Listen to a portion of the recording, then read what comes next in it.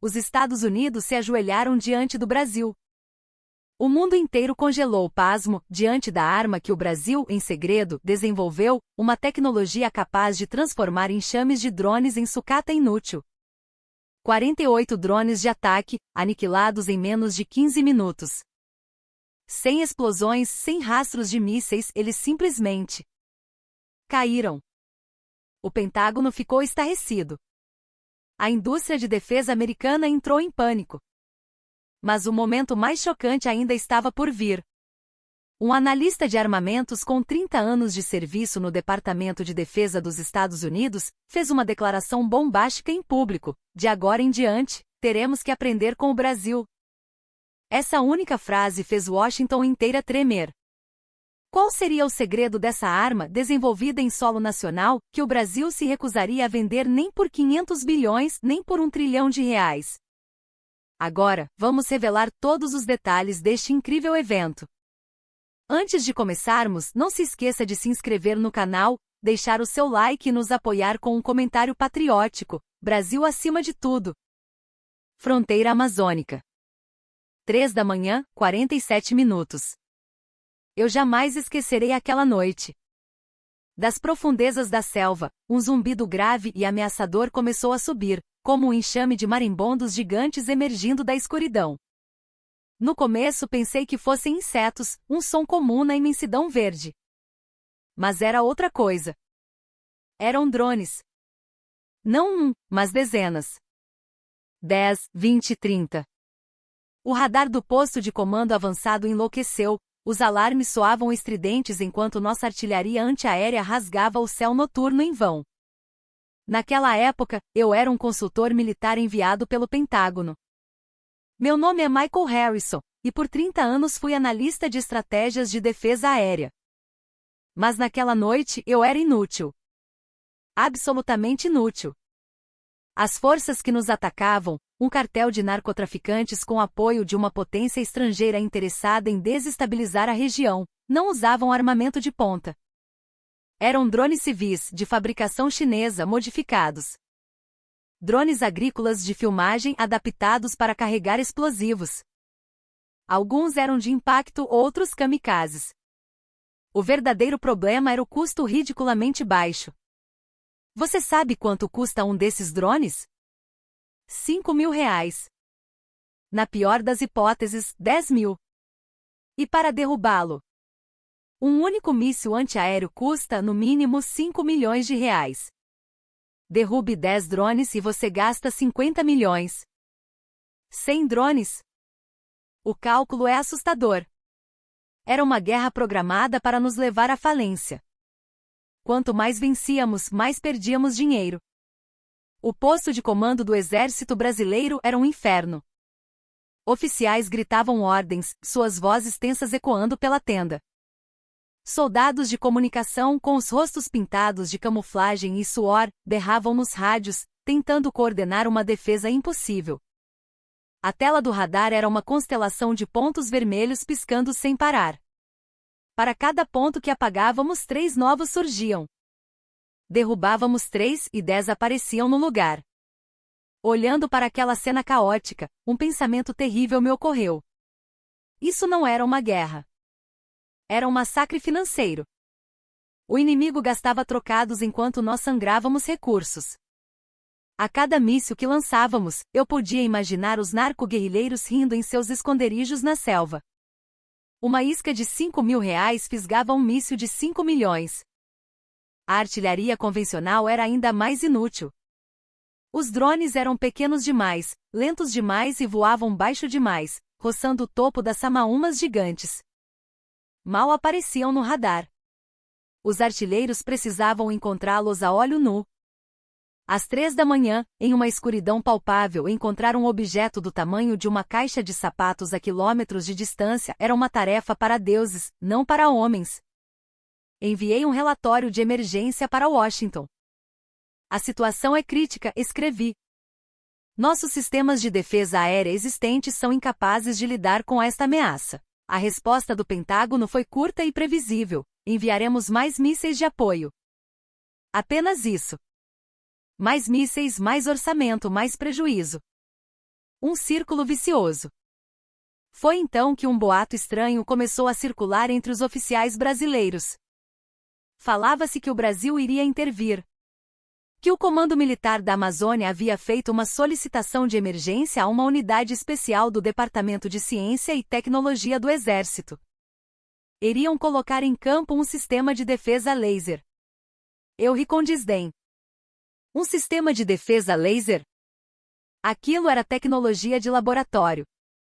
Os Estados Unidos pesquisavam isso há mais de uma década, mas um sistema funcional, pronto para combate, era considerado uma miragem. E o Brasil teria um? Meus colegas internacionais compartilhavam do meu ceticismo. Um analista britânico comentou sarcástico: os brasileiros e suas gambiarras geniais. Provavelmente é só para impressionar a mídia. Um consultor francês zombou: lasers são inúteis com mau tempo. Com a umidade da Amazônia, aquilo não vai funcionar nem por 5 minutos. Todos concordavam, balançando a cabeça. Eu também. Vou ser honesto sobre como eu via o Brasil até aquele momento. Um país de gente criativa, trabalhadora, mas tecnologicamente seguidor. Um país que adaptava e melhorava a tecnologia americana, mas que não criava nada disruptivo por conta própria. Tecnologia original? A ideia nem passava pela minha cabeça. Alguns dias depois, a equipe de tecnologia do Exército Brasileiro chegou. Um imponente Embraer KC-390 aterrissou na pista improvisada, descarregando equipamentos de aparência estranha, cobertos por lonas. Eu não tinha o menor interesse. Estava convencido de que seria um fracasso retumbante. Contudo, recebi ordens diretas do meu superior para observar a demonstração e fui forçado a participar do briefing. A sala de reuniões improvisada estava cheia de consultores de várias nações. Americanos, britânicos, franceses, alemães. Todos de braços cruzados com uma expressão de superioridade entediada no rosto. Eu era um deles. Vamos ver o circo, pensei. Um homem se pôs à frente da sala. Era o líder da equipe brasileira. Dr. Ricardo Mendes. Aparentava ter uns 50 e poucos anos, com um olhar penetrante e uma calma que beirava o desconforto. Não parecia um militar, e nos disseram que era um cientista do Instituto Militar de Engenharia, um gênio recluso que havia sido convocado para liderar este projeto ultra-secreto. Sem cumprimentos formais, sem apertos de mão ou sorrisos, Dr. Mendes foi direto ao ponto. A tela atrás dele exibiu imagens da recente chuva de drones que havíamos sofrido. Um suspiro coletivo de frustração percorreu a sala. Mendes parou o vídeo e começou a falar, sua voz era grave e sem emoção. Senhores, todos aqui sabem por que esta situação é grave. É a assimetria de custos. Mísseis não são a solução. Artilharia convencional, tampouco. Precisamos de uma nova abordagem. O consultor francês o interrompeu. E por isso o senhor trouxe um laser?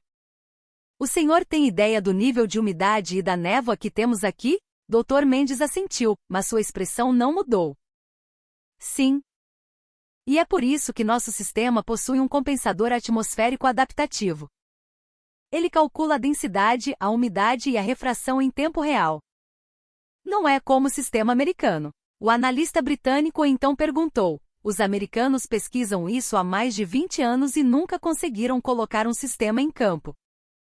O que o Brasil tem de tão diferente? Naquele momento, o olhar do Dr. Mendes mudou. Pela primeira vez vi uma emoção em seus olhos. Não era raiva, mas algo muito mais profundo, quase antigo.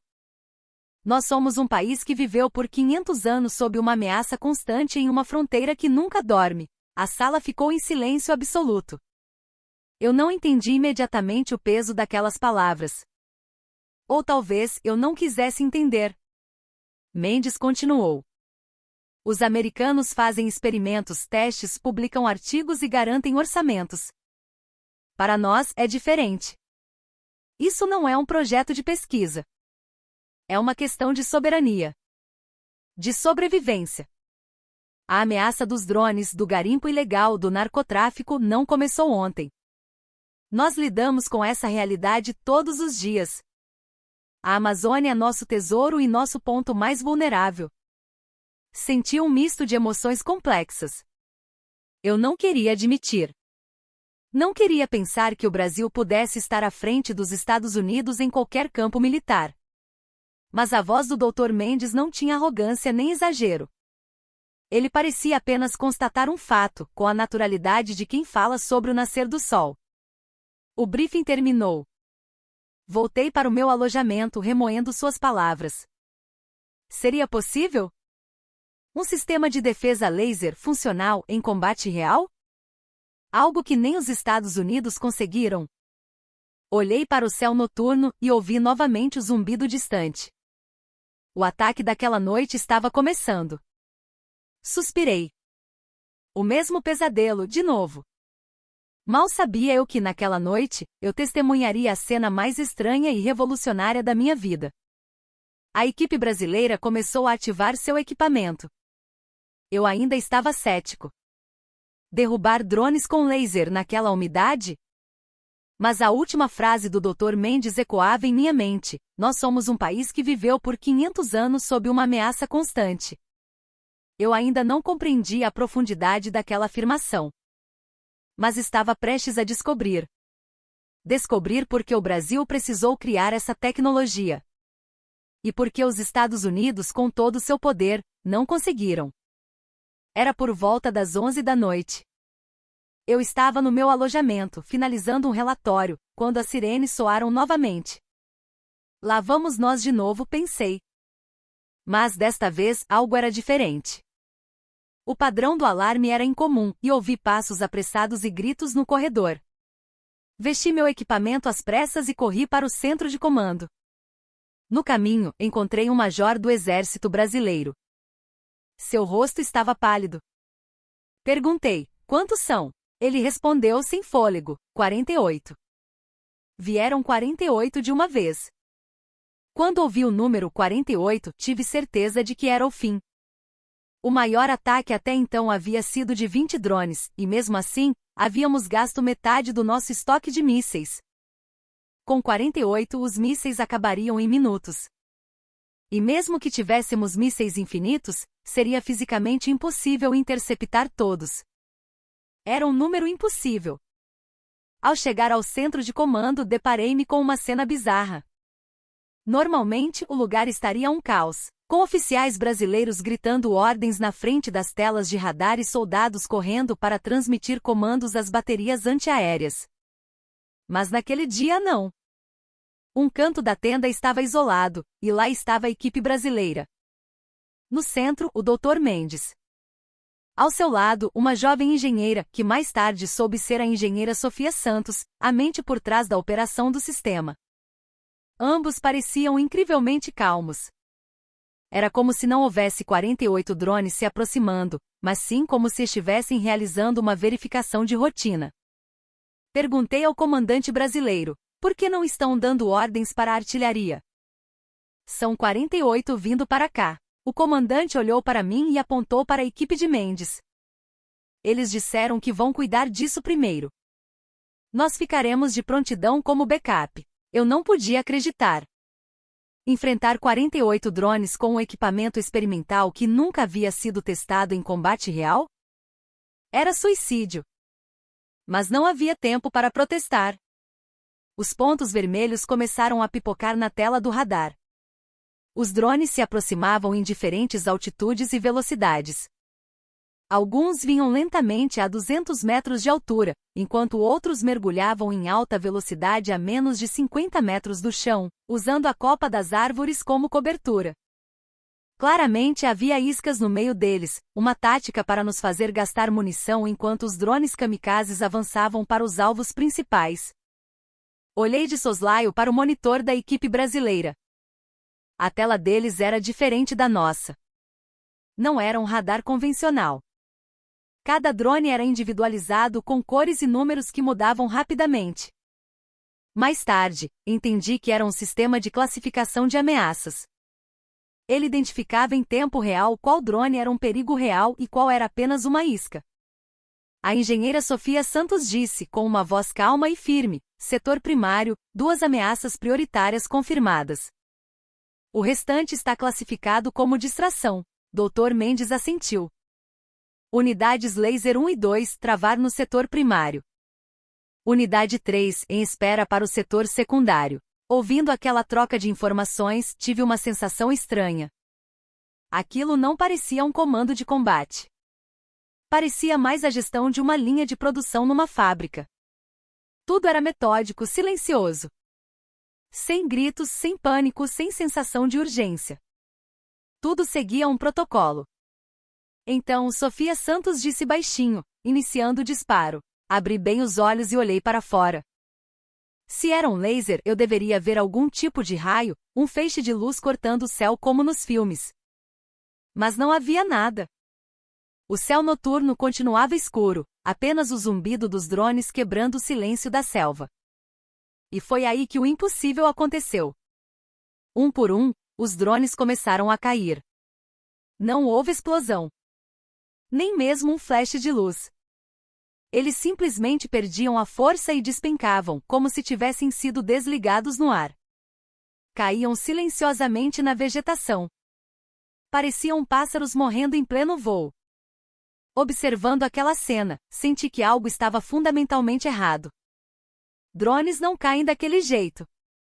Os modelos kamikazes deveriam explodir. Os outros, mesmo ao cair, deveriam fazer barulho ou soltar faíscas com o impacto. Mas não havia som algum. Sofia Santos, ainda olhando para a tela, relatou com a mesma calma: setor primário, 2 ameaças neutralizadas. Incursão confirmada no setor secundário. Unidade laser 3 iniciando correção de trajetória. Dr. Mendes apenas assentiu, como se tudo estivesse ocorrendo exatamente como planejado. Perguntei ao analista britânico ao meu lado: aquilo foi mesmo um laser? Como eles fizeram isso? Ele estava tão perplexo quanto eu. Não sei. Há algo muito estranho. Drones não caem assim. Naquele momento, eu não entendia por que os drones não explodiam. Só muito mais tarde eu descobriria a verdade. O sistema brasileiro, que eles chamavam de raio da Amazônia, não destruía os drones. Ele os neutralizava, queimando com precisão cirúrgica apenas seu ponto mais fraco.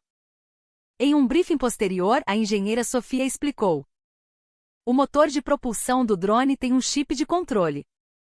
O giroscópio, que estabiliza o voo, também. Nosso laser mira apenas nesses componentes. Não precisamos de alta potência para incinerar a estrutura inteira.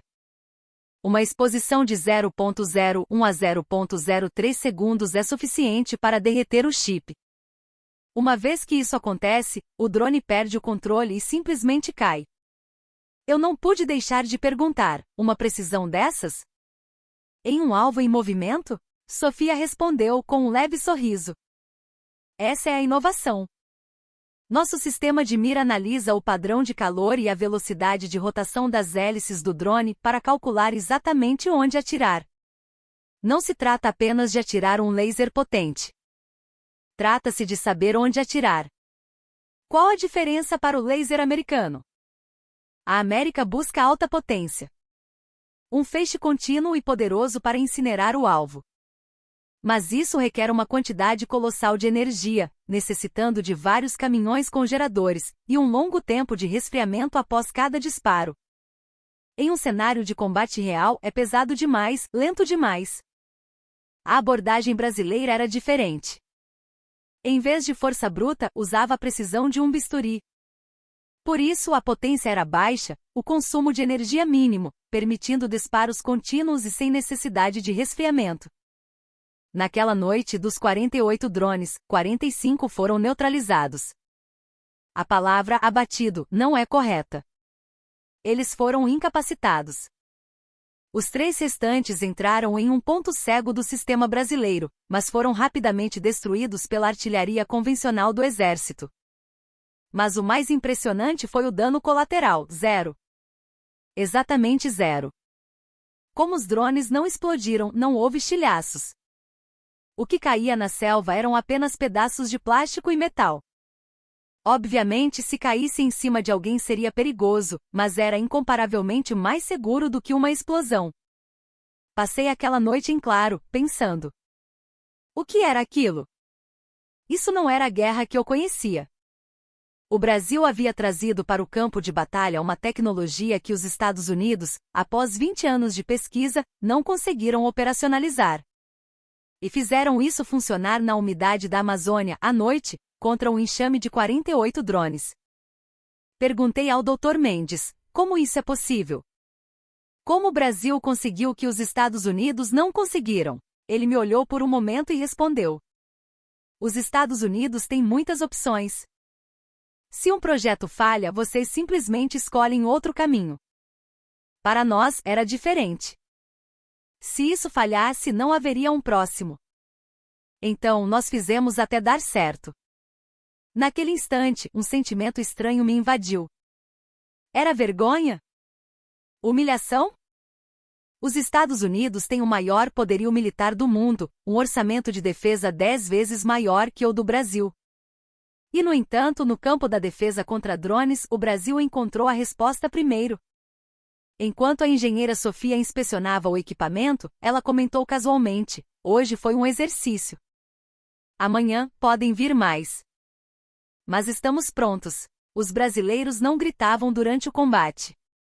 Não havia ordens caóticas, apenas procedimentos sendo executados com calma. Foi quando eu finalmente entendi. Para eles, aquilo não era um treinamento. Era rotina. Para os brasileiros, situações como essa não eram uma exceção. Eles viveram por décadas sob essa tensão constante. E essa tecnologia nasceu como resultado direto dessa realidade. No caminho de volta para o meu alojamento, olhei para o céu. As estrelas brilhavam por entre as nuvens. Estava silencioso. Era difícil acreditar que poucas horas antes, aquele mesmo céu estava infestado por um enxame mortal. Naquela noite, pela primeira vez, comecei a ver o Brasil com outros olhos. Por que os Estados Unidos não conseguiram criar isso? Faltou orçamento? A tecnologia era inferior? Claro que não. Então, por que o Brasil encontrou a resposta primeiro? Naquela mesma noite, procurei o Dr. Mendes. Ele estava sozinho, fumando um cigarro em um banco do lado de fora do alojamento da equipe brasileira. Sentei-me ao seu lado e perguntei diretamente: seja honesto comigo. Eu não consigo acreditar que os Estados Unidos não foram capazes de criar um sistema desse nível. O que nós temos que o Brasil não tem? E inversamente, o que o Brasil tem que é único? Dr. Mendes soltou a fumaça lentamente e me encarou. Após um longo silêncio, ele começou a falar. Senhor Harrison, visualize um mapa dos Estados Unidos. A pergunta era inesperada. Inclinei a cabeça confuso. Ele continuou. Quantos quilômetros separam a costa leste da oeste? Mais de 4.000, certo? Ao norte, o Canadá. Ao sul, o México. Não são potências hostis. E para além das costas vocês têm o Atlântico e o Pacífico. A muralha mais larga do mundo já existe para protegê-los. Eu ainda não compreendia totalmente aonde ele queria chegar. Dr. Mendes deu outra tragada profunda. Agora pense no mapa do Brasil. Você sabe a distância que separa nossas fronteiras na Amazônia dos nossos maiores centros urbanos, como São Paulo e Rio de Janeiro. Nossos inimigos não estão do outro lado de um oceano. Eles estão aqui, na nossa porta. O narcotráfico, o garimpo ilegal, interesses estrangeiros. Não existe uma retaguarda para nós. Se a defesa na fronteira falhar, nossos cidadãos serão as próximas vítimas. A soberania da Amazônia é a soberania do Brasil. Foi então que, aos poucos, comecei a entender. A voz do Dr. Mendes era calma, mas o peso em suas palavras era imenso. Se a linha de defesa americana for rompida, vocês têm tempo. Tem território para recuar, espaço para se reorganizar. O Oceano Pacífico é um fosso gigante protegendo seu território. Mas nós somos diferentes. Se formos rompidos uma vez, é o fim. Não há segunda chance. É por isso que nós nunca desenvolvemos uma arma pensando depois a gente melhora. Ela precisava ser perfeita desde o início. Eu contra-argumentei. Mas isso por si só não explica a diferença tecnológica. Quando necessário, os Estados Unidos também fazem investimentos focados. É uma questão de vontade, mas nosso orçamento é imensamente maior que o do Brasil. Dr. Mendes deu um leve sorriso, não de escárnio, mas de quem entende algo profundo. Sr. Harrison, é uma questão de vontade, sim. A diferença está na origem dessa vontade. No Pentágono, se um projeto de defesa laser falha, o que acontece? O responsável é transferido para outro departamento. O orçamento é realocado para outro projeto. Ninguém morre. Mas conosco é diferente.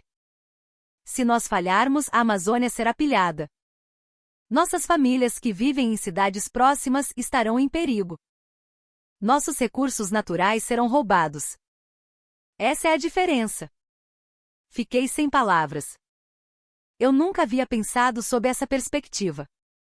Para os Estados Unidos, o desenvolvimento de tecnologia de defesa era um projeto gigantesco, um jogo onde o sucesso era desejável, mas o fracasso não era fatal. Havia sempre uma próxima chance. Mas para o Brasil não era um jogo. Era a própria sobrevivência.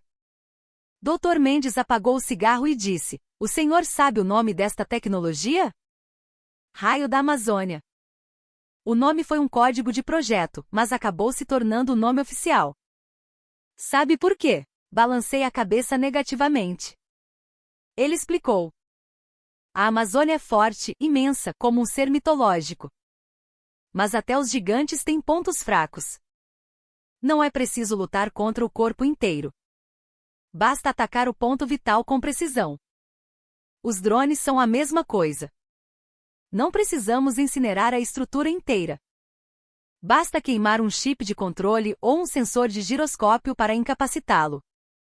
Naquele momento, a engenheira Sofia Santos se aproximou com um tablet.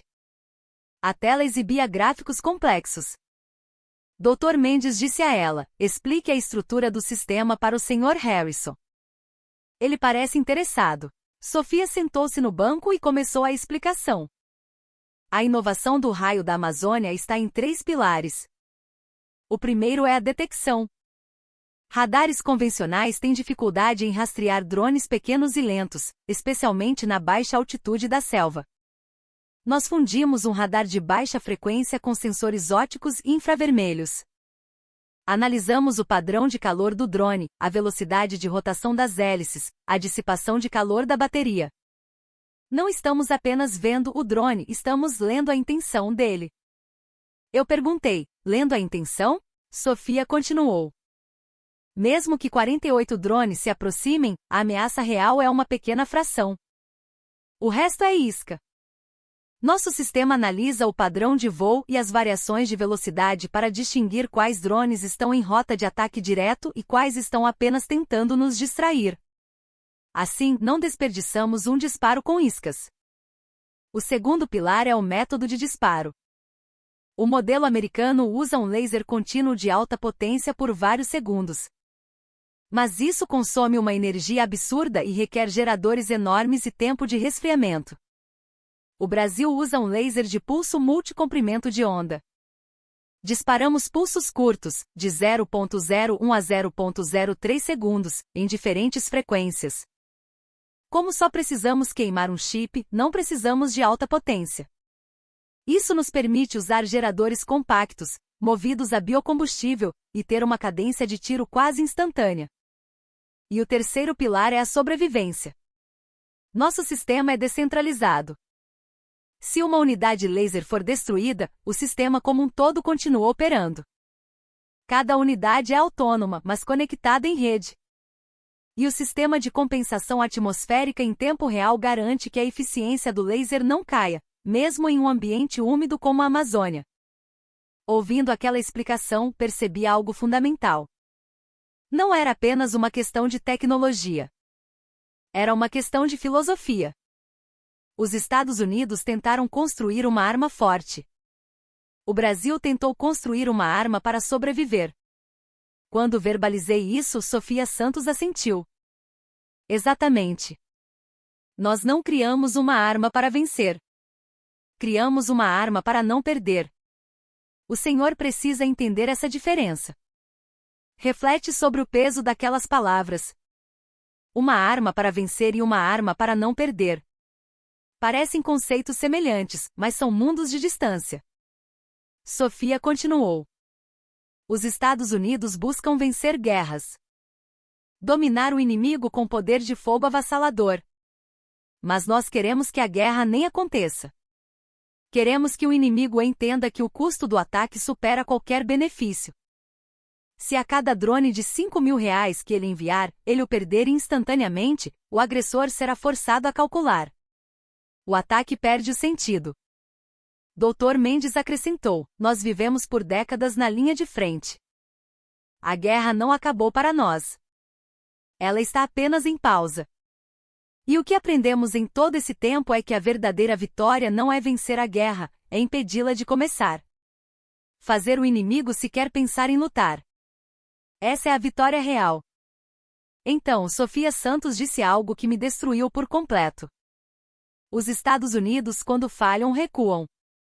Foi assim no Vietnã, foi assim no Afeganistão. Mas nós não temos para onde recuar. Se falharmos, é a nossa casa que desaparece. Eu não consegui dizer nada. Era verdade, irrefutável. Os Estados Unidos travaram guerras no mundo todo, mas seu território raramente foi ameaçado. Mesmo que perdessem uma guerra, podiam simplesmente voltar para casa. Mas o Brasil era diferente. O campo de batalha era o seu quintal. Naquele instante eu entendi. O Brasil não estava tecnologicamente à frente. Os requisitos eram diferentes. Os Estados Unidos desenvolviam armas sob a condição de se vencermos, ótimo, se perdermos, voltamos para casa. O Brasil desenvolvia sob a condição de se perdermos, tudo acaba. Com o mesmo problema, mas com um senso de urgência completamente diferente, o resultado obviamente seria diferente. No caminho para o alojamento, repeti aquele diálogo em minha mente várias vezes. Como americano, meu orgulho estava ferido. Honestamente, sim. Mas um sentimento ainda maior me dominava, a vergonha. Por 30 anos trabalhei no setor de defesa, mas nunca pensei sob essa ótica. O Brasil não estava atrasado. Seus requisitos eram simplesmente outros. E esses requisitos nasceram da sua realidade geopolítica. Uma fronteira imensa e vulnerável, ausência de profundidade estratégica, uma tensão constante. Foi nesse cenário que os brasileiros, para sobreviver, criaram essa tecnologia. O que aconteceria quando o mundo soubesse disso? Naquele momento eu ainda não tinha ideia da magnitude das ondas que aquele evento iria gerar. Ao final da minha missão, voltei para Washington. Durante as 14 horas de voo, mal consegui dormir. Em minha mente a cena dos 48 drones caindo em silêncio, a voz calma do Dr. Mendes e as palavras finais da engenheira Sofia se repetiam incessantemente. Ao chegar em Washington, eu precisava escrever meu relatório. A regra era entregá-lo em até uma semana. Mas, uma semana depois, eu não havia escrito uma única linha. Ou melhor, escrevi e apaguei dezenas de vezes. Toda vez que finalizava um rascunho, apertava o botão de deletar. O problema era simples: se eu contasse exatamente o que vi, eu me tornaria um inimigo da indústria de defesa americana. Escrever que o sistema laser brasileiro funcionou significaria que o sistema de defesa antimísseis americano estava obsoleto. As gigantes da defesa, nas quais investimos trilhões de dólares por décadas, os executivos do Pentágono com contratos com essas empresas, meus próprios colegas. Eu estaria criando um problema para todos eles. Serei honesto, eu estava com medo. No instante em que eu entregasse aquele relatório, minha carreira poderia acabar. 30 anos de contatos, de confiança, de reputação como especialista, tudo poderia desmoronar. Por isso, hesitei. Tentei escrever de forma ambígua, enfatizando apenas as limitações do sistema brasileiro, ou concluindo que mais testes eram necessários. Mas eu não consegui. O que eu vi com meus próprios olhos era claro demais. Vi 48 drones serem neutralizados por um laser. Confirmei que o dano colateral foi zero. A eficiência de custo era esmagadoramente superior à defesa com mísseis. Escrever qualquer coisa diferente disso seria mentir. Finalmente tomei uma decisão. Eu relataria os fatos, exatamente como os vi. Colocaria meu nome e minha reputação em jogo para registrar o que testemunhei. Mas estabeleci uma regra, sem elogios. Não seria um relatório para louvar o Brasil, mas uma análise fria e objetiva. Por isso, além dos sucessos, apontei as limitações, a possível queda de desempenho sob condições climáticas extremas, o risco de sobrecarga do sistema em um ataque de saturação em larga escala, o alcance de longo prazo ainda não testado. Incluí todos esses pontos. Na conclusão do relatório escrevi: o sistema de defesa laser brasileiro já superou a fase experimental e está mudando as regras do campo de batalha. Ignorar ou subestimar essa tecnologia seria um erro estratégico. Antes de clicar em enviar, hesitei por um momento. Meus dedos tremiam. Eu sabia que depois de clicar, não haveria volta. Mas finalmente eu fiz. Desliguei o computador e me deitei. Não consegui dormir, mas estranhamente minha mente estava em paz. Pelo menos, eu havia escrito a verdade. Alguns dias depois, o previsível aconteceu. Meu relatório vazou para a rede interna. Originalmente deveria ser acessado apenas por um grupo restrito, mas alguém o divulgou. Em menos de uma semana, meu relatório estava circulando entre os círculos de defesa de Washington, Londres e Bruxelas. A reação foi explosiva. E não no bom sentido. Meu telefone não parava de tocar. Primeiro, os colegas. Michael, o que diabos você fez? Você tomou o partido dos brasileiros? Depois, os superiores. Harrison, seu relatório está causando problemas. Você não pretende revisá-lo? Eu recusei. Não havia nada para ser revisado. A ligação mais desagradável veio de um lobista da indústria de defesa. Não direi seu nome, mas ele disse: Sr. Harrison, por causa do seu relatório, as ações da minha empresa caíram 30%. Você pode assumir a responsabilidade por isso? Eu respondi: eu apenas escrevi os fatos. O preço das ações é decidido pelo mercado. Ele desligou na minha cara. Mas nem todas as reações foram negativas. Recebi contatos de lugares inesperados. O Instituto de Pesquisa de Defesa Europeu me enviou um e-mail: seu relatório é fascinante. Estamos chegando a conclusões semelhantes. Gostaríamos de conversar com o senhor. O Ministério da Defesa do Brasil também fez um contato não oficial. E o governo da Tailândia, onde a demonstração ocorreu, citou oficialmente meu relatório para anunciar uma cooperação adicional com o Brasil. O mercado global de armas começou a tremer. As ações de empresas ligadas à defesa antimísseis despencaram, enquanto as de empresas de tecnologia antidrone dispararam. E todos os olhos se voltaram para o Brasil. Empresas de defesa brasileiras foram inundadas com consultas. Do Oriente Médio, do Sudeste Asiático, da Europa, todos queriam saber se podiam comprar o raio da Amazônia. Observando tudo aquilo, senti uma emoção indescritível. Nunca imaginei que um único relatório escrito por mim pudesse causar um maremoto tão grande. Mas ao mesmo tempo eu sabia, isso era apenas o começo. Os Estados Unidos não ficariam assistindo de braços cruzados. Não é um país que aceita ver sua hegemonia ameaçada. E minha previsão estava correta. Poucos dias depois, fui convocado para uma reunião de alto nível no Pentágono. Ao entrar na sala, senti a atmosfera pesada. Rostos conhecidos estavam lá, e um deles me encarava com um olhar gélido. Richard Coleman, uma das figuras mais influentes da indústria de defesa americana.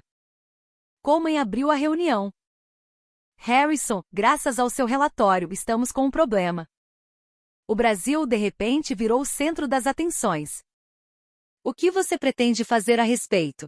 Eu respondi: eu apenas escrevi o que vi. Coleman deu um sorriso sarcástico. Sim, você escreveu os fatos. Mas esses fatos são inconvenientes para nós. Mas não se preocupe. Nós temos um plano. Naquele instante, senti um calafrio. Havia algo sinistro no olhar de Coleman. Qual seria o plano dele? Eu descobriria a resposta em breve. E seria algo muito mais astuto e perigoso do que eu jamais poderia imaginar. Naquele dia, ao sair da sala de reuniões, pensei, eu realmente fiz a escolha certa? Falar a verdade é sempre o correto? Mas não me arrependi.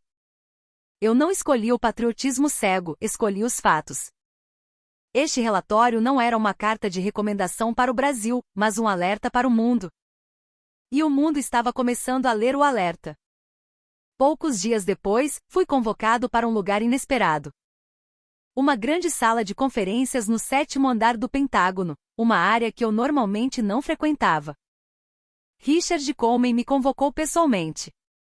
A razão era clara: como eu havia testemunhado a tecnologia brasileira em primeira mão, deveria servir como consultor técnico. Ao entrar na sala, senti o ar faltar. Em ambos os lados da mesa estavam sentados os membros do alto escalão da indústria de defesa e do Pentágono. Executivos da Lockheed Martin, Raytheon, Northrop Grumman. Oficiais de alta patente. E no centro, Richard Coleman. Sentei-me em silêncio em uma cadeira no canto. A mensagem era clara: observe e cale a boca. Coleman iniciou a reunião. Na tela, uma foto do sistema raio da Amazônia tirada na Amazônia.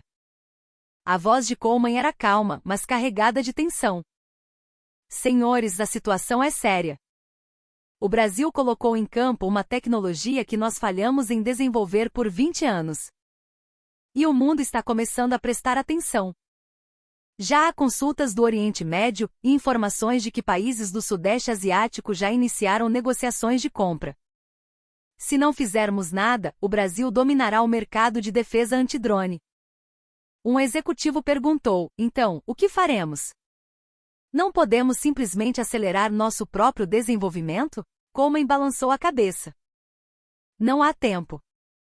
Levaríamos de 5 a 7 anos para atingir o mesmo nível. Nesse ínterim, o Brasil já terá conquistado o mercado. Portanto, precisamos de uma abordagem diferente. A tela mudou. Um número gigantesco apareceu: 500 bilhões de reais. Eu arregalei os olhos. 500 bilhões. Isso representaria o maior contrato de defesa da história. Coleman explicou: vamos propor ao Brasil um contrato de compra de 500 bilhões de reais. O maior da história. Na mídia, isso será divulgado como um novo capítulo da Aliança Brasil-Estados Unidos. Com um valor desses, o governo brasileiro terá dificuldade em recusar. Será politicamente irresistível. Enquanto ouvia, senti que algo estava errado. Os Estados Unidos comprando armas do Brasil? E por 500 bilhões de reais? Estaríamos sendo tão generosos? Eu tinha certeza de que havia algo por trás. E minha suspeita se confirmou quando Coleman passou para o próximo slide, revelando os termos do contrato. Ao ler as condições, senti um gelo na espinha. Primeiro, transferência tecnológica completa do algoritmo central. O sistema de classificação de ameaças e o algoritmo de mira do raio da Amazônia deveriam ser entregues aos Estados Unidos. Segundo, obrigatoriedade de produção em território americano. Em vez de comprar o equipamento feito no Brasil, exigiriam que ele fosse produzido em fábricas americanas. Terceiro, controle sobre a exportação para terceiros países. Se o Brasil quisesse vender essa tecnologia para outras nações, precisaria da aprovação dos Estados Unidos. Naquele momento eu entendi tudo. Isso não era uma compra. Era um roubo. Usando a isca de 500 bilhões de reais, eles pretendiam, na verdade, roubar a soberania tecnológica do Brasil. Entregando o algoritmo, a inovação brasileira passaria para mãos americanas. Com a produção forçada nos Estados Unidos, a indústria de defesa brasileira seria rebaixada a uma mera subcontratada. Perdendo o controle de exportação, o Brasil não poderia nem mesmo vender sua própria tecnologia livremente. As pessoas na sala sentiam, como se fosse o negócio mais normal do mundo. Será que só eu achava aquilo um absurdo? Eu queria falar, mas sabia que se dissesse uma palavra de oposição ali, minha carreira seria enterrada. Fiquei calado. Uma semana depois, a delegação americana partiu para Brasília. Eu fui incluído como membro da comitiva. Oficialmente como conselheiro técnico, mas na verdade, minha missão era monitorar o processo de negociação. Coleman não confiava totalmente em mim, mas queria usar minha experiência de campo. A primeira reunião em Brasília ocorreu no Ministério da Defesa. Do lado brasileiro, estavam presentes o Dr. Mendes e uma diplomata chamada Ana Lima. Eu nunca tinha visto, mas depois soube que era uma especialista em contratos do Itamaraty. Parecia ter uns 35 anos, mas seu olhar era de uma astúcia impressionante. Coleman começou a falar, com seu sorriso suave característico. Dr. Mendes, esta proposta representa o maior investimento na história da Aliança Brasil-Estados Unidos. Os Estados Unidos têm um profundo respeito pela capacidade tecnológica do Brasil. Estes 500 bilhões de reais são a prova disso. Isso não é apenas um negócio, é o início de uma nova parceria entre nossas nações. Dr. Mendes olhava para Coleman em silêncio. Nenhuma mudança em sua expressão. Ao seu lado, a conselheira Ana Lima abriu uma pasta e começou a falar calmamente. Sr. Coleman, nós analisamos sua proposta em detalhes. Temos alguns pontos que gostaríamos de esclarecer. O artigo 3º solicita a transferência tecnológica completa do algoritmo central. Poderia especificar o escopo disso? Coleman respondeu, claro, não estamos pedindo toda a tecnologia. Apenas a parte central. O sistema de classificação de ameaças e o algoritmo de mira serão suficientes. Ana Lima assentiu, tomando notas, e fez a próxima pergunta. O artigo 5º estabelece a obrigatoriedade de produção nos Estados Unidos.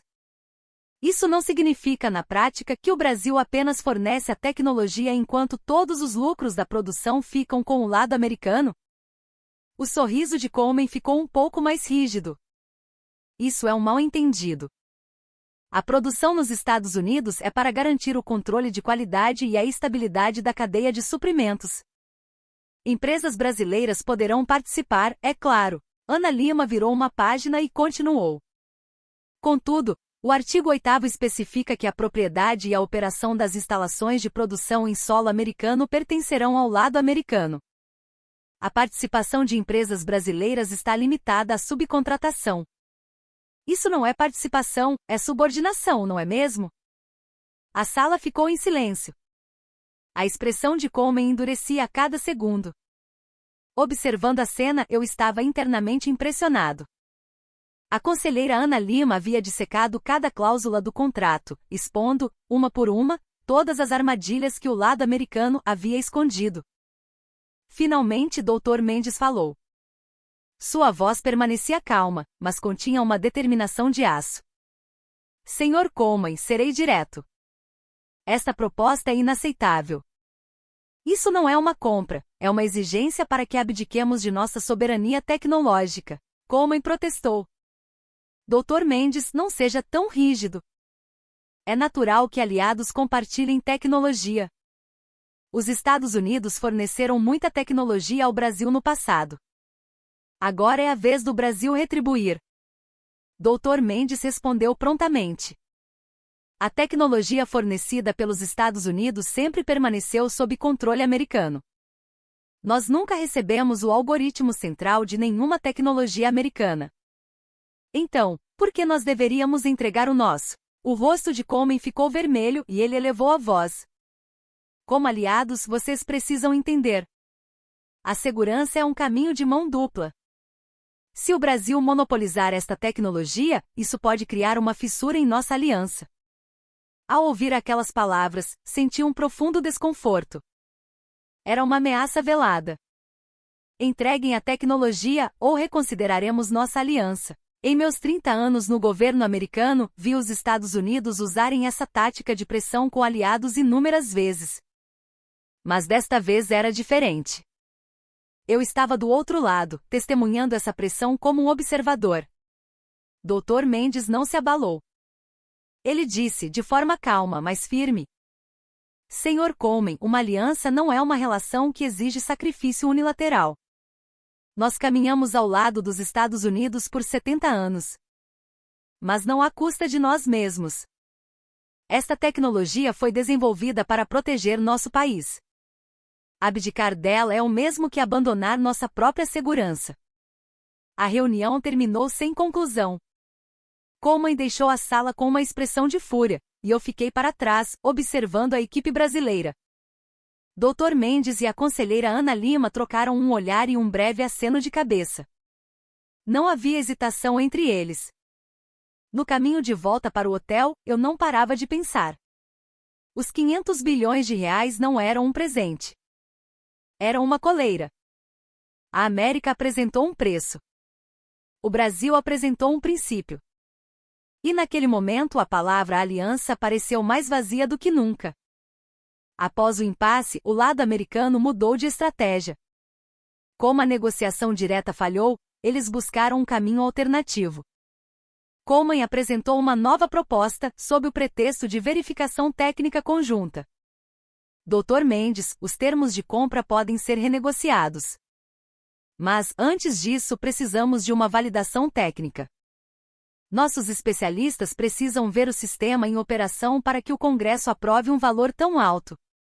Queremos formar uma equipe de verificação conjunta para uma inspeção de um mês. Superficialmente parecia um pedido razoável. É normal verificar uma tecnologia antes de um contrato dessa magnitude. Mas eu sabia qual era a intenção de Coleman.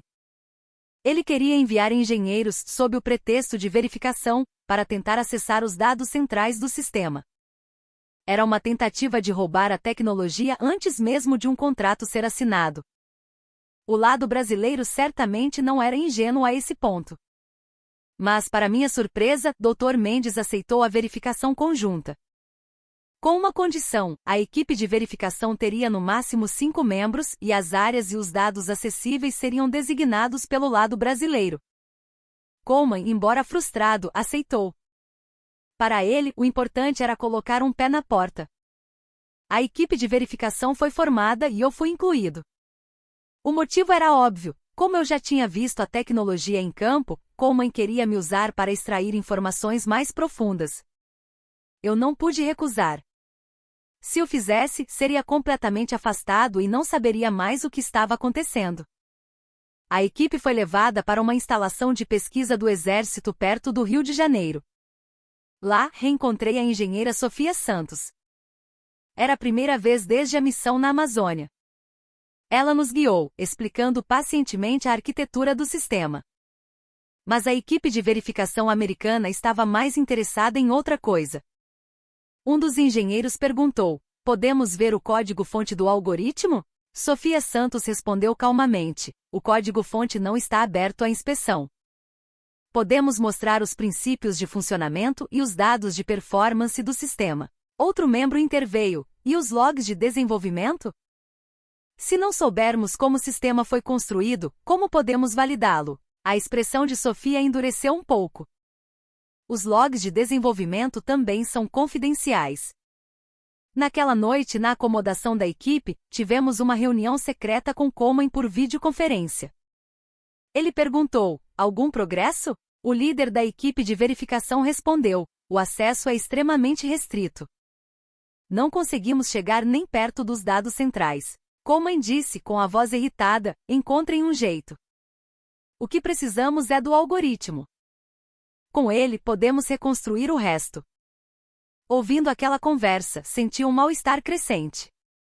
Isso não era uma verificação. Era espionagem. Não era cooperação. Era roubo de tecnologia. No dia seguinte, esperei um momento oportuno e abordei a engenheira Sofia a sós. Sofia, você sabe que os americanos estão atrás do algoritmo, certo? Eles enviaram esta equipe para isso. Como vocês pretendem impedi-los? Sofia me olhou por um momento e deu um leve sorriso. Sr. Harrison, aprecio sua franqueza. Obrigada. Mas não se preocupe. Eles não conseguirão o que querem. Eu perguntei: por quê? A segurança é tão impenetrável assim? Ela balançou a cabeça. Não é uma questão de segurança. É fundamentalmente impossível. Sr. Harrison, o senhor sabe qual é a verdadeira essência deste sistema? O código do algoritmo? Não. Isso é apenas a casca. O verdadeiro núcleo são 10 anos de logs de falhas. Milhares de experimentos que deram errado, porque deram errado e como foram corrigidos. Tudo isso está acumulado como dados. O sistema usa esses dados para aprender e tomar decisões por conta própria. Eu absorvi o significado daquelas palavras. Sofia continuou. Mesmo que os Estados Unidos roubassem o código do nosso algoritmo, ele seria uma casca vazia. Sem os 10 anos de dados de falhas, ele não funcionaria direito. E esses dados foram acumulados por nós, pesquisadores, no dia a dia no campo. Dados coletados na linha de frente da fronteira com o suor e, às vezes, o sangue de nossos soldados. Isso não pode ser roubado. É algo que só se obtém vivendo essa realidade. Naquele momento eu entendi. A verdadeira arma não estava dentro de um servidor. Estava na experiência acumulada pelo Brasil em suas fronteiras, nas pessoas que cresceram nesse ambiente, nas milhares de decisões tomadas em campo. Essa era a verdadeira inovação. E isso, um código não pode replicar. Alguns dias depois, a equipe de verificação retornou sem nenhum resultado. Coleman estava furioso, mas não havia nada que pudesse fazer. O lado brasileiro não quebrou nenhuma regra. Como prometido, eles mostraram os princípios de funcionamento e os dados de performance. Apenas não entregaram o que era essencial. Enquanto isso, um movimento estranho começou em Washington. Uma fissura começou a se formar dentro do próprio governo americano. Uma parte dos oficiais militares da ativa começou a se opor publicamente à abordagem de Coleman. Um deles era o coronel Harper, com quem eu havia trabalhado no Afeganistão. Soube que em uma reunião interna do Pentágono, Harper disse: "Isso não é um jogo político. Em campo, nossos soldados estão morrendo por ataques de drones. Se o Brasil tem a resposta, devemos cooperar, não tentar controlá-los. Se os pressionarmos, eles nos darão as costas. E quem morrerá serão os nossos soldados." Coleman retrucou: "Uma tecnologia que não podemos controlar é inútil. Se o Brasil seguir seu próprio caminho com essa tecnologia, nossa influência diminuirá." O coronel Harper respondeu: "Influência? Coronéis não morrem por causa de influência. Eles morrem por causa de drones." A América não conseguia mais falar com uma única voz. E poucos dias depois, uma notícia inesperada chegou. Os Estados Unidos convocaram uma cúpula de segurança sul-americana de emergência. Representantes dos Estados Unidos, da União Europeia e das nações sul-americanas se reuniriam. Eu senti instintivamente: Coleman estava prestes a jogar sua última carta. Na noite anterior à cúpula, Coleman me chamou. No lounge do hotel, ele parecia perturbado. Brincando com um copo de uísque, ele me encarou e disse: "Harrison, você não falará na reunião de amanhã. Mas observe tudo com atenção. Veja como o Brasil reage, como os outros países se movem. E depois, escreva um relatório. Desta vez, seu nome não precisa aparecer." Eu permaneci em silêncio. Coleman continuou com um sorriso amargo. "Seu maldito relatório nos causou muitos problemas. Mas ainda temos uma chance. Na reunião de amanhã, vamos isolar o Brasil completamente. Vamos mostrar a todos que, sem os Estados Unidos, essa tecnologia não vale nada. Diante disso, o Brasil não terá outra opção a não ser aceitar nossos termos." Eu senti o quão profundamente Coleman subestimava o Brasil. Mas fiquei calado. De qualquer forma, no dia seguinte, tudo seria revelado. No dia seguinte, o salão da conferência estava repleto de representantes dos Estados Unidos, da UE e das nações sul-americanas. Em uma enorme mesa redonda, as delegações se sentaram. Do lado brasileiro, o Dr. Mendes e a conselheira Ana Lima. Sentei-me atrás da delegação americana, observando. Coleman foi o primeiro a falar. Ele se levantou e percorreu o salão com o olhar antes de começar. "Hoje discutiremos o futuro da segurança em nossa região. Quando uma nova tecnologia surge, como a gerenciamos? Isso não é um problema de um único país. É um problema de todos nós. Coleman fez uma pausa, olhou para a delegação brasileira e baixou o tom de voz. A tecnologia de defesa laser do Brasil é impressionante. Mas serei franco, sem os Estados Unidos, essa tecnologia ficará isolada. Para ser reconhecida no mercado internacional, ela precisa da validação e aprovação americanas. E como aliados, não devemos fazer coisas que testem essa confiança. A voz de Coleman foi ficando mais forte. O Brasil não pode simplesmente monopolizar essa tecnologia e usá-la como bem entender. Isso seria um ato que quebra a ordem da aliança. Devemos avançar juntos. E avançar juntos significa compartilhar a tecnologia. A sala ficou em silêncio, e todos os olhares se voltaram para a delegação brasileira. Observei a expressão do Dr. Mendes. Ele não demonstrava nenhuma emoção. A conselheira Ana Lima, ao seu lado, também estava impassível. Após um momento de silêncio, Ana Lima levantou a mão. Quando o moderador lhe deu a palavra, ela se levantou lentamente. Não tinha um único papel em suas mãos. Ela olhou ao redor do salão e começou a falar com um tom de voz calmo e controlado. Senhor Coleman, entendemos perfeitamente sua posição. Gostaríamos apenas de esclarecer alguns fatos. Ana Lima apontou para a tela. Gráficos e números apareceram. Estes são os números de vítimas civis de ataques de drones nos últimos 6 meses. 847 no Oriente Médio. 312 na África Oriental. 156 no Sudeste Asiático. Estes números mostram os limites dos sistemas de defesa aérea convencionais. E na fronteira brasileira onde o raio da Amazônia foi implantado, o número de vítimas civis foi 0. Um murmúrio percorreu a sala. Ana Lima continuou. O Sr. Coleman disse que esta tecnologia não deve cair sob o domínio de uma nação específica. Nós concordamos. Se esta tecnologia estivesse sob controle americano, chinês ou de qualquer outra potência, ela se tornaria instantaneamente um fator de instabilidade. É por isso que o Brasil escolheu um caminho diferente.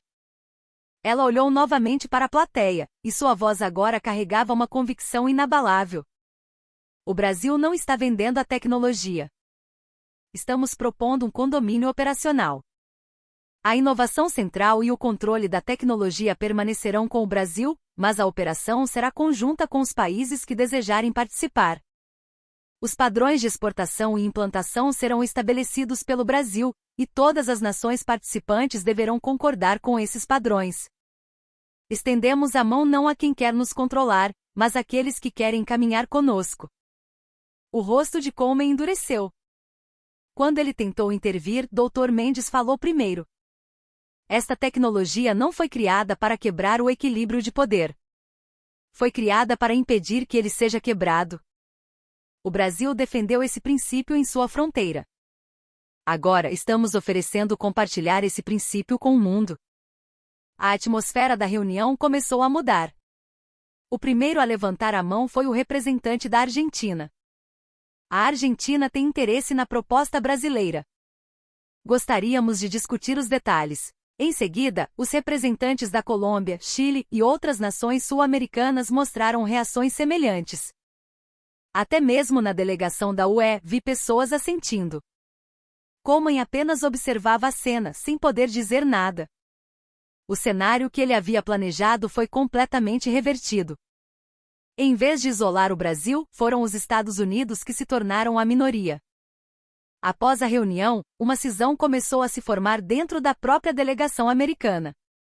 O coronel Harper se aproximou de Coleman e, mesmo com pessoas ao redor, não baixou a voz. Coleman, isso não é um jogo político. Na linha de frente, nossos soldados estão morrendo. Se o Brasil tem a resposta, devemos cooperar. Tentar controlá-lo só os afastará. Coleman respondeu friamente: Coronel Harper, você é um soldado. A política deixe comigo. O coronel Harper balançou a cabeça. Não. Isto é uma questão de sobrevivência. E eu não sou o único que pensa assim. E era verdade. Nos dias seguintes à conferência, vozes dentro do próprio exército americano começaram a apoiar abertamente a cooperação com o Brasil, e a oposição à linha dura de Coleman cresceu entre os oficiais da ativa. Saí do centro de conferências e olhei para o céu. A luz do sol atravessava as nuvens. Em meio a uma sensação complexa, senti como se um muro estivesse desmoronando. O Brasil não pediu permissão a ninguém. Definiu seus próprios padrões e perguntou ao mundo se concordava. Naquele dia, o padrão não nasceu em Washington. Nasceu em Brasília. E pela primeira vez, os Estados Unidos não eram a parte que ditava, mas a parte que negociava. No avião de volta para Washington, olhando pela janela, peguei um antigo relatório que eu mesmo escrevi anos atrás. A capa dizia: Perspectivas para a próxima geração de sistemas de defesa aérea. Folheando, reli as frases que escrevi no passado. A implantação de sistemas de defesa a laser levará no mínimo 10 anos. O desenvolvimento solo por uma nação de médio porte é irrealista. Uma inovação em defesa aérea que não seja liderada pelos Estados Unidos dificilmente terá sucesso no mercado. Lendo aquilo, dei um sorriso amargo. Eu estava errado. Não um pouco errado, mas fundamentalmente errado. Percebi que os 30 anos de expertise que acumulei estavam, no fim, contaminados por um viés americanocêntrico. O Brasil realizou tudo o que eu julguei impossível. Implantou a tecnologia não em 10 anos, mas agora. Desenvolveu-a sozinho, sem o apoio americano. E mesmo sem a liderança dos Estados Unidos, o mundo estava prestando atenção. Tive que admitir pela primeira vez o quão limitada era a minha visão, presente em todos os relatórios que escrevi, em todos os julgamentos que fiz. O avião subiu, atravessando as nuvens. Fechei o relatório e fechei os olhos. E relembrei, um por um, os eventos que testemunhei nas últimas semanas. As pessoas ainda querem saber a potência desta arma. Qual o alcance, a capacidade de penetração? Querem números. Mas isso não é o essencial. O que eu senti em campo foi algo completamente diferente. A razão pela qual esta arma é verdadeiramente assustadora é outra. Primeiro, a própria luta se torna inviável. Um drone de R$ 5.000 não é mais uma ameaça. Antes de lançar um drone, o agressor precisa pegar uma calculadora. Se ele lançar 10 ou 100, e todos forem derrubados, o ataque perde o sentido. Segundo, o Brasil passou a controlar o tempo da guerra. Seja por um dia, um mês ou um ano, como o custo de defesa é próximo de zero, o Brasil pode resistir indefinidamente. Enquanto isso, o lado atacante, que precisa construir drones, equipá-los com bombas, mobilizar pessoal, se desgasta e perde o moral com o passar do tempo. Terceiro, a política não pode dominar a tecnologia. O Brasil não precisa vender essa tecnologia. Nem 500 bilhões de reais os demoveram. Não é uma tecnologia feita por dinheiro. Foi feita para sobreviver. E enquanto não desistirem de sobreviver, não há motivo para vendê-la. Quarto, não pode ser roubada. Como disse a engenheira Sofia, a verdadeira inovação não é o código. São os 10 anos de falhas acumuladas, as milhares de decisões tomadas em campo. É a cultura operacional forjada na linha de frente da fronteira. Isso não está gravado em um servidor. Está dentro das pessoas. Não pode ser copiado, não pode ser roubado. E quinto, e este é o ponto mais importante, esta não é uma arma para vencer, mas um sistema para fazer o inimigo desistir da guerra. O Brasil não criou essa tecnologia para atacar ninguém. Criou-a para mostrar que, mesmo que seja atacado, permanecerá de pé, inabalável. Fazer o oponente pensar é impossível. Esse é o verdadeiro poder de dissuasão. O Brasil não é um país que está alcançando os outros. É um país que fez uma pergunta diferente. Enquanto os Estados Unidos pensavam em como vencer, o Brasil pensava em como não perder. E dessa pergunta, nasceu uma resposta completamente diferente. O mundo ainda não compreendeu totalmente o significado dessa pergunta. Mas um dia entenderá.